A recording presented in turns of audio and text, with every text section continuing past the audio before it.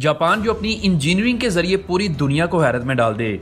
यहाँ पर ये ऊंची ऊंची बिल्डिंग्स जो इतने इतने खतरनाक अर्थक्वेक्स का सामना करती हैं, जहाँ आम बिल्डिंग्स तो शायद ही टिक पाएं। यही नहीं, फिर चाहे बात करें बुलेट ट्रेन्स की, तो ये इतनी फास्ट और इतनी पंक्चुअल हैं कि अगर ये 1-2 मिनट लेट भी हो जाएं तो वहाँ की नेशनल हेडलाइन बन जाती हैं। लेकिन स्टॉप, सभी प्रोजेक्ट जापान में इतने स्मूथली नहीं चलते। यह है जापान का कांसाई इंटरनेशनल एयरपोर्ट, जिसे बनाने की कॉस्ट हैरतअंगेज तौर पर $20 बिलियन आई थी। लेकिन ये आज के दिन इतनी बड़ी प्रॉब्लम को फेस कर रहा है कि ये दिन ब दिन समुद्र के बीचों बीच डूबता जा रहा है। वल आखिर क्यों? और ऐसा नहीं है कि जापानीज गवर्नमेंट इसके खिलाफ कोई एक्शन नहीं ले रही या इस प्रॉब्लम को फिक्स नहीं कर रही, बल्कि इन्होंने इस इशू को फिक्स करने की कोशिश में $12 बिलियन फूंक दिए। इसके बाद भी ये डूबने से नहीं रुका। तो आइए फिर देखते हैं कि जापान का ये कांसाई इंटरनेशनल एयरपोर्ट कौन सी ऐसी मिस्टेक की वजह से डूब रहा है और इस प्रॉब्लम को कैसे फिक्स किया जा सकता है। और सबसे इंपॉर्टेंट चीज कि आखिर क्या वजह रही कि जापान को पानी के ऊपर इतना बड़ा एयरपोर्ट खड़ा करना पड़ा, जहां वो जानते थे कि आज नहीं तो कल ये पानी के अंदर जरूर डूबेगा। असल में 1960s में जापान के कांसाई सिटी को इकोनॉमिक चैलेंजेस का सामना था, क्योंकि ट्रेड टोक्यो की तरफ ज्यादा शिफ्ट हो रही थी। इससे निपटने के लिए सिटी प्लानर्स ने सजेस्ट किया कि कोबे और ओसाका के करीब एक नया एयरपोर्ट बनाया जाए, क्योंकि इस एरिया में मौजूदा एयरपोर्ट जो था वो इतामी और तोयोनाका था, जो काफी क्राउडेड एरियाज में थे। अब इकोनॉमी और टूरिज्म को बूस्ट करने के लिए इन एयरपोर्ट्स को एक्सपैंड किसी सूरत नहीं किया जा सकता था, इसके गिर्द पॉपुलेशन की वजह से। वैसे भी इन एयरपोर्ट्स के आसपास की पॉपुलेशन नॉइज पोल्यूशन की वजह से कंप्लेन भी करती रहती थी।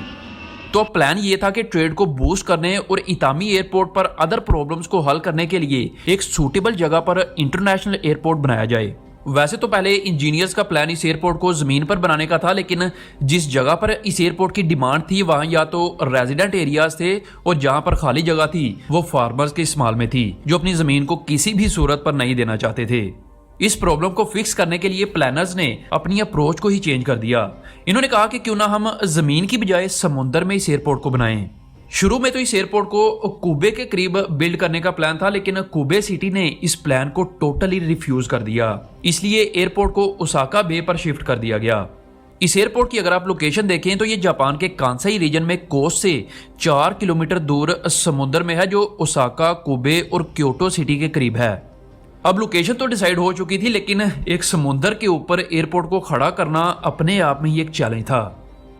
एयरपोर्ट बनाने से पहले इस जगह पर एक आर्टिफिशियल आइलैंड होना जरूरी था। आइलैंड बनाने के लिए जब इंजीनियर्स ने पानी की डेप्थ को चेक किया तो इन्हें पता चला कि पानी तकरीबन यहाँ से 60 फीट गहरा है और इसके नीचे 65 फीट ऐसी मिट्टी है जो क्ले की तरह है, यानी नरम मिट्टी थी। इस मिट्टी के साथ प्रॉब्लम ये थी कि इसमें 70% तक पानी हो सकता है, जिसकी वजह से इसके ऊपर इतना बड़ा आइलैंड खड़ा करना इम्पॉसिबल था।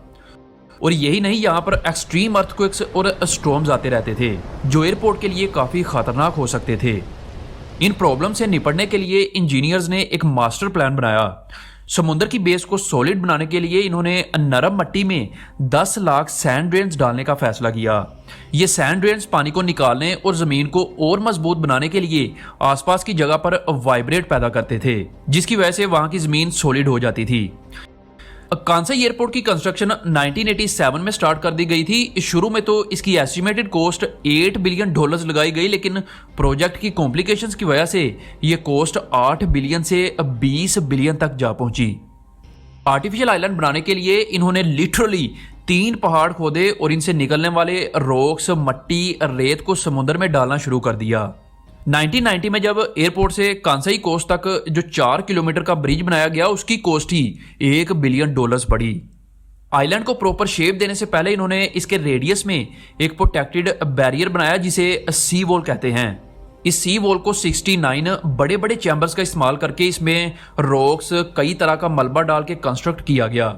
इस वॉल को और ज्यादा स्ट्रॉन्ग बनाने के लिए स्टील चैम्बर्स के दरमियान खाली जगहों पर रॉक्स और 48,000 टेट्रापोड्स भर दिए गए। प्रोटेक्टेड वॉल को बनाने के बाद अगला स्टेप इसके अंदर की कंस्ट्रक्शन यानी आइलैंड को बनाना था। इसके लिए इंजीनियर्स को बड़ी तादाद में पत्थर, मट्टी, रेत की जरूरत थी। आप शॉक हो जाएंगे कि इस पूरे आइलैंड को कंस्ट्रक्ट करने में इन्हें 180 मिलियन क्यूबिक मीटर्स इस डर्ट की जरूरत पड़ी, जो कि वॉल्यूम के लिहाज से 100 गुना ज्यादा है ऑस्ट्रेलिया के सबसे बड़े क्रिकेट ग्राउंड मेलबर्न से। अब दोस्तों, अगर मैं कहूं कि इंजीनियर्स को पहले से ही पता था कि ये कांसाई एयरपोर्ट वक्त के साथ साथ पानी के अंदर डूब सकता है। जब इन्होंने एयरपोर्ट की कंस्ट्रक्शन स्टार्ट की तो इनका ख्याल था कि ये सिर्फ 19 से 25 फीट के दरमियान में ही कहीं डूबेगा। इस कैलकुलेशन से ही इसकी बेस को बनाना शुरू किया और यही इनकी सबसे बड़ी गलती थी। जिस एयरपोर्ट को इन्होंने सी लेवल से 65 फीट ऊपर उठाया था, इनके मुताबिक अगर ये 20-25 फीट डूब भी गया तब भी ये 40 से 45 फीट सी लेवल से ऊपर ही रहेगा, तो ज़्यादा परेशानी वाली बात नहीं है। लेकिन एयरपोर्ट की कंस्ट्रक्शन खत्म होने के बाद सन 2000 आते आते ये 19 की बजाय 34 फीट तक अंदर डूब चुका था। एक्सपर्ट्स का ख्याल था कि बस अब ये और नीचे नहीं जाएगा, पर साल भर साल ये पानी में दसता गया। इस चीज़ को रोकने के लिए इंजीनियर्स ने एयरपोर्ट के इर्द गिर्द सी वॉल को और मजबूत बनाना शुरू कर दिया और आज तक इस वॉल में $150 मिलियन और खर्च किए जा चुके हैं। 22 सितंबर 1998 में एक पावरफुल स्टॉर्म ने तेज़ हवाओं के साथ एयरपोर्ट को हिट किया, लेकिन उस वक्त तो एयरपोर्ट इस स्टॉर्म को सरवाइव कर गया। लेकिन हाल ही में 4 सितंबर 2018 को जेबी नाम के एक पावरफुल स्टॉर्म ने कांसाई एयरपोर्ट को पूरी तरह से हिला कर रख दिया। पूरे एयरपोर्ट पर सैलाब आ गया और एयरपोर्ट पर खड़े प्लेन्स के इंजन्स तक पानी भर गया, जिसके बाद एयरपोर्ट को पूरे 1 महीने के लिए बंद कर दिया गया था। आज की डेट तक ये इतने खतरनाक हद तक पानी के अंदर दस चुका है कि किसी को नहीं पता कि आगे ये कब तक ऑपरेशनल रहेगा।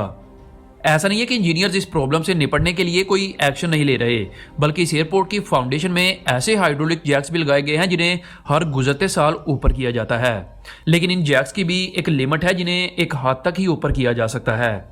अब एक और चीज़ यहाँ पर नोट करने वाली है कि पूरा एयरपोर्ट इक्वली पानी में दसता नहीं जा रहा, बल्कि टर्मिनल 1 के राउंड एरियाज दूसरी जगहों की निस्बत तेजी से पानी में डूब रहा है।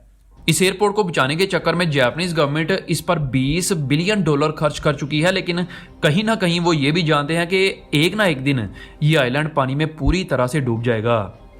कई एक्सपर्ट्स का मानना है कि और 25 सालों तक यानी 2050 तक या इससे भी पहले ये सी लेवल से 10 फीट तक नीचे चला जाएगा।